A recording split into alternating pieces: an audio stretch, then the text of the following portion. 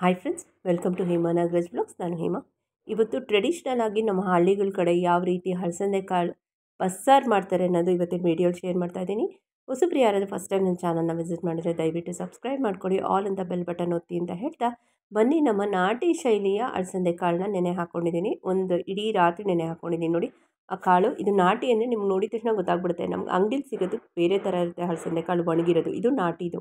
So ಇದಕ್ಕೆ ಒಣಮೆಣಸಿನ್ಕಾಯಿ, ಹುಣಸೆಹಣ್ಣು, ಸ್ವಲ್ಪ ಮೆಣಸು, ಈರುಳ್ಳಿ, ಬೆಳ್ಳುಳ್ಳಿ, ಸಾಂಬಾರು ಪುಡಿ ಮತ್ತು ತೆಂಗಿನಕಾಯಿ ಇಷ್ಟು ತೊಗೊಂಡಿದ್ದೀನಿ ರುಬ್ಬಕ್ಕೆ. ಅದನ್ನು ಈ ಕಡೆ ನಮ್ಮ ಹಲಸಂದೆ ಕಾಳನ್ನ, ಅದೇ ನಾಟಿದು ಅಂತ ಹೇಳಿದ್ನಲ್ಲ, ಉಪ್ಪು ಹಾಕಿ ಅದನ್ನು ಒಂದು 2 ವಿಷಲ್ ಬೇಯಿಸ್ಕೊಳ್ಳೋಣ. ಇಡೀ ರಾತ್ರಿ ನೆನೆ ಹಾಕಿರೋದ್ರಿಂದ ಜಾಸ್ತಿ ಹೊತ್ತು ಬೇಯಿಸ್ಕೊಳ್ಳೋದು ಬೇಡ. ಇಲ್ಲಿ ನಾನು ಸುಟ್ಟು ಮಾಡ್ತಿದ್ದೀನಿ. ಹಳ್ಳಿಗಳ ಕಡೆಯೆಲ್ಲ ಒಲೆಯಲ್ಲಿ ಕೆಂಡ ಇರುತ್ತಲ್ಲ, ಅದರಲ್ಲಿ ಸುಟ್ಟು ಮಾಡ್ತಾರೆ. ನೀವು ಎಣ್ಣೆಲಿ ಹಾಕಿ ಹುರಿದು ಮಾಡೋಕ್ಕೂ ಮತ್ತು ಸುಟ್ಟು ಮಾಡೋಕ್ಕೂ ತುಂಬ ವ್ಯತ್ಯಾಸ ಇದೆ. ಈಗ ಈರುಳ್ಳಿ ಮತ್ತು ಟೊಮೆಟೊನ ಸುಟ್ಕೊಂಡಿದ್ದೀನಿ. ಅದನ್ನು ಮಿಕ್ಸಿ ಜಾರ್ಗೆ ಹಾಕ್ಕೊಂಡು ತೆಂಗಿನಕಾಯಿ, ಮೆಣಸು ಮತ್ತು ಕೊತ್ತಂಬರಿ ಸೊಪ್ಪು, ಸಾಂಬಾರು ಪುಡಿ, ಜೀರಿಗೆ ಇಷ್ಟನ್ನು ಹಾಕ್ಕೊಂಡು ಮಿಕ್ಸಿಗೆ ನುಣ್ಣಕ್ಕೆ ಶ್ರೀಗಂಧದ ಥರ ಪೇಸ್ಟ್ ಮಾಡ್ಕೊಳ್ಳೋಣ. ಇಲ್ಲಿ 4ರಿಂದ 5 ಬೆಳ್ಳುಳ್ಳಿ ಎಷ್ಟು ತೊಗೊಂಡಿದ್ದೀನಿ. ಈ ಕಡೆ ಒಂದು ಕೈ ಹಿಡಿಯಷ್ಟು ಫ್ರೆಶ್ ಆಗಿರೋ ಕೊತ್ತಂಬರಿ ಸೊಪ್ಪು. ಇದನ್ನು ನುಣ್ಣಕ್ಕೆ ರುಬ್ಕೊಂಬಂದ್ಬಿಡೋಣ. ಅಷ್ಟೊತ್ತಿಗೆ ನಮ್ಮ ಹಲಸಂದೆ ಕಾಳು ಸಹ ಬೇಯುತ್ತೆ. ಉಪ್ಪು ಹಾಕಿ ಬೇಯಿಸ್ಕೊಂಡಿದ್ದೀನಿ ಹಲಸಂದೆ ಕಾಳು. ನೋಡಿ, 1-2 ವಿಸಿಲ್ ಹಾಕಿದ್ರೆ ಸಾಕು, ಎಷ್ಟು ಚೆನ್ನಾಗಿ ಬೆಂದಿದೆ ಅಂತ. ಆ ನೀರೆಲ್ಲ ಬಸ್ಕೊಂಬಿಟ್ಟು ನೋಡಿ, ಆ ನೀರಿಗೆನೆ ಆ ಖಾರನೇನು ರುಬ್ಬಿರ್ತೀನಲ್ಲ ಅದನ್ನು ಮಿಕ್ಸ್ ಮಾಡಿಕೊಂಡು ಒಂದು ಪೇಸ್ಟ್ ಮಾಡ್ಕೊಳ್ತಿದ್ದೀನಿ. ಓಕೆನಾ? ಈಗ ಕುಕ್ಕರಲ್ಲಿ ಒಗ್ಗರಣೆಗೆ ಹಾಕೊಳ್ಳೋಣ. ಒಣಮೆಣಸಿನ್ಕಾಯಿ, ಕರ್ಬೇವಿನ ಸೊಪ್ಪು, ಸಾಸಿವೆ, ಜೀರಿಗೆ ಮತ್ತು ಬೆಳ್ಳುಳ್ಳಿ ಒಗ್ಗರಣೆ ಕೊಡ್ತಾಯಿದ್ದೀನಿ. ತುಂಬ ಚೆನ್ನಾಗಿರುತ್ತೆ. ಹಳ್ಳಿಗಳ ಕಡೆ ಎಲ್ಲ ಸುಟ್ಟೆ ಮಾಡೋದು, ಸಿಟಿಲಿ ಮಾತ್ರ ಎಣ್ಣೆಯಲ್ಲಿ ಹುರಿದು ಮಾಡ್ತಾರೆ. ಸೊ ಒಂದ್ಸಲ ಈ ಥರ ಟ್ರೈ ಮಾಡಿ. ಇದಕ್ಕೆ ಹುಣಸೆಹಣ್ಣು ಸಹ ಹಾಕಿ ರುಬ್ತಾಯಿದ್ದೀನಿ. ಟೊಮೆಟೊ ನಾಟಿದಾದರೆ ಹುಣಸೆಹಣ್ಣು ಪ್ರಮಾಣ ಕಮ್ಮಿ ಮಾಡ್ಕೊಳ್ಳೋಣ. ಇದೊಂದು ಕುದಿ ಬರಲಿ, ಸ್ವಲ್ಪ ರುಚಿಗೆ ತಕ್ಕಷ್ಟು ಉಪ್ಪು ಹಾಕಿ ಇದನ್ನು ಒಂದು ಕುದಿ ಬರೋವರೆಗೂ ಕಾಯೋಣ. ಓಕೆನಾ?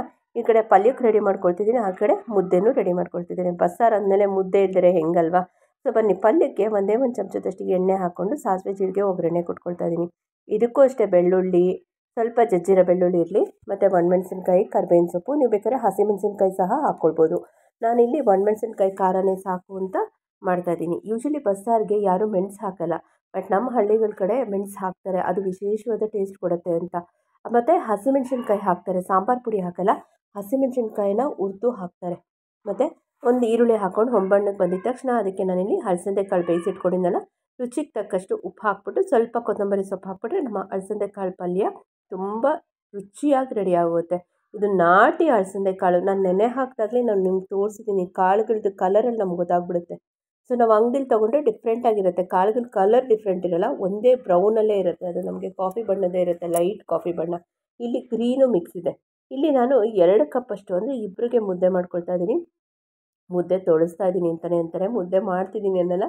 ಈ ಮುದ್ದೆ ತೊಳ್ಸೋದಕ್ಕೆ 2 ಲೋಟದಷ್ಟು ನೀರು ಹಾಕ್ಕೊಂಡು ಅಷ್ಟೇ ಪ್ರಮಾಣದ ರಾಗಿ ಹಿಟ್ಟು ತೊಗೊಂಡಿದ್ದೀನಿ. ಅದಕ್ಕೆ ಮುಂಚೆ ನೀರು ಕುದಿಯೋಕ್ಕೆ ಮುಂಚೆ ರುಚಿಗೆ ತಕ್ಕಷ್ಟು ಉಪ್ಪು, 1 ಚಮಚದಷ್ಟು ಉಪ್ಪು ಹಾಕ್ಬಿಟ್ಟು ಮತ್ತು ಒಂದೇ 1 ಚಮಚ ರಾಗಿ ಹಿಟ್ಟು ಹಾಕಿ ಅದು ಒಂದು ಕುದಿ ಬರಲಿ. ಆ ಕುದಿ ಬಂದಾಗ ರಾಗಿ ಹಸಿಟ್ಟು ಹಾಕ್ಕೊಳ್ಳೋಣ.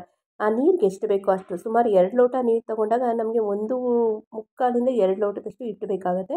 ಹಿಟ್ಟು ಹಾಕ್ಕೊಂಡು ಇದು ರಾಗಿ ಮುದ್ದೆ ಕೋಲು ಅಂತ ಅಂತೀವಿ ನಾವು, ಅದ್ರಲ್ಲಿ ಚೆನ್ನಾಗಿ, ಅದಿಲ್ಲ ಅಂದರೆ ನೀವು ಚಪಾತಿ ಮಾಡ್ತೀವಲ್ಲ ಅದನ್ನು ಸಹ ಮಾಡ್ಬೋದು. ನಮ್ಮ ಮನೇಲಿ ರಾಗಿ ಹಿಟ್ಟಿನ ಕೋಲಿದೆ, ಅದರಲ್ಲೇ ಒಂದು ಕೈಯಿಂದ ತೊಳ್ಸ್ಕೊಂಡು ಒಂದು ಕೈಯಿಂದ ಇದು ಮಾಡ್ಕೊಳ್ತಾ ಇದ್ದೀನಿ.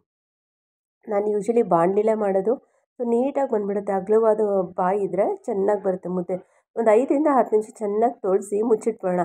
ಒಂಚೂರು ಕೈ ಒದ್ದೆ ಮಾಡಿ ನೋಡ್ಕೊಳ್ಳಿ. ಹೊಸಬ್ರು ಯಾರಾದರೂ ಮುದ್ದೆ ಮಾಡೋಕ್ಕೆ ಬರೋಲ್ಲ ಅಂದರೆ ಆಗಿದೆಯೋ ಇಲ್ವೋ ಅನ್ನೋದು ಹೆಂಗೆ ಚೆಕ್ ಮಾಡೋದಂದರೆ, ಕೈ ಒದ್ದೆ ಮಾಡ್ಕೊಂಡು ಮುಟ್ಟು ನೋಡಿ. ನಿಮ್ಮ ಕೈ ಅಂಟ್ಕೊಂಡಿಲ್ಲ ಅಂದರೆ ಹೌದು, ಪರ್ಫೆಕ್ಟಾಗಿ ಮುದ್ದೆ ರೆಡಿಯಾಗಿದೆ. ಇದನ್ನೊಂದು ಇದಕ್ಕೆ ಹಾಕ್ಕೊಳ್ಳೋಣ. ಚಪಾತಿ ಮಾಡ್ತೀವಲ್ಲ, ಲಟ್ಟಿಸ್ತೀವಲ್ಲ, ಆ ಮಣೆಗೆ ಹಾಕ್ಕೊಂಡು ಚೆನ್ನಾಗಿ ನಾದಬೇಕು. ನಾವೆಷ್ಟು ಚೆನ್ನಾಗಿ ನಾದ್ತೀವೋ, ಕೈ ಬಿಸಿ ಆದರೆ ಕೈ ಒದ್ದೆ ಮಾಡಿಕೊಂಡು ನಾದ್ಕೊಳ್ಳಿ. ಇದು ಎಷ್ಟು ಚೆನ್ನಾಗಿ ನಾದಬೇಕು ಅಂದರೆ ಹೂ ಇದ್ದಂಗೆ ಇರಬೇಕು. ಮುದ್ದೆ ಬಾಯಿಗೆ ಇಟ್ಟಿದ ತಕ್ಷಣ ನುಂಗಬೇಕು, ಹಂಗೆ ಕರ್ಗೋಗ್ಬೇಕು, ಅಷ್ಟು ಸಾಫ್ಟಾಗಿರುತ್ತೆ. ನಾನು ಹೇಳಿದ ಮೆಷರ್ಮೆಂಟಲ್ಲಿ ಹಾಕಿ, ಬೇಕಾದರೆ 1 ಚಮಚ ತುಪ್ಪ ಸಹ ಹಾಕ್ಕೊಳ್ಬೋದು ಅದು ಕುದಿಬೇಕಾದ್ರೆ. ಓಕೆನಾ? ಚೆನ್ನಾಗಿ ಮುದ್ದೆನ ತೋಳಿಸ್ಬಿಟ್ಟು ತಟ್ಟೆಗೆ ಹಾಕಿ ಬಸ್ಸಾರು, ಪಲ್ಯ, ಬಿಸಿ ಅನ್ನ, ಬಿಸಿ ತುಪ್ಪ ಇದ್ದರೆ ಇನ್ನೇನ್ರಿ ಬೇಕು, ಸ್ವರ್ಗಕ್ಕೆ 3 ಏಣು. ಸೊ ಈ 3 ಎಣ್ಣನ್ನ ತಟ್ಟೆಗೆ ಹಾಕಿ ರೆಡಿ ಮಾಡೋಣ. ಬಿಸಿ ಬಿಸಿ ಮುದ್ದೆ ಎಷ್ಟು ಸಾಫ್ಟಾಗಿದೆ ನೋಡಿ. ಹೊಗೆ ಬರ್ತಿದ್ರೆ ತಿಂತಾ ಇರಬೇಕು ಅನಿಸುತ್ತೆ. 1 ಅಲ್ಲ 2 ಮುದ್ದೆ ತಿನ್ಬೋದು, ಅನ್ನ ತಿನ್ನೋದೇ ಬೇಡ ಅಂತ. ನಮ್ಮ ಪಲ್ಯನೂ ಇಟ್ಟಿದ್ದೀನಿ, ಸೂಪರಾಗಿ ರೆಡಿಯಾಗಿದೆ. ನೀವು ಬೇಕಾದ್ರೆ ಹಸಿಮೆಣಸಿನ್ಕಾಯಿ ಹಾಕ್ಕೊಳ್ಳಿ. ಈಗ ಒಂದು ಬೌಲಲ್ಲಿ ಸಾರು ಹಾಕಿ ರೆಡಿ ಮಾಡ್ತೀನಿ. ಬಿಸಿ ಬಿಸಿ ತುಪ್ಪ ಹಾಕ್ಬಿಟ್ಟು ಇವತ್ತೇ ನಿಮ್ಮ ಮನೇಲೆಲ್ಲ ಟ್ರೈ ಮಾಡಿ. ನಿಮ್ಗೇನು ಅನಿಸ್ತು ಅಂತ ನಂಗೆ ಕಮೆಂಟ್ ಸೆಕ್ಷನ್ ಹಾಕಿ. Thank you.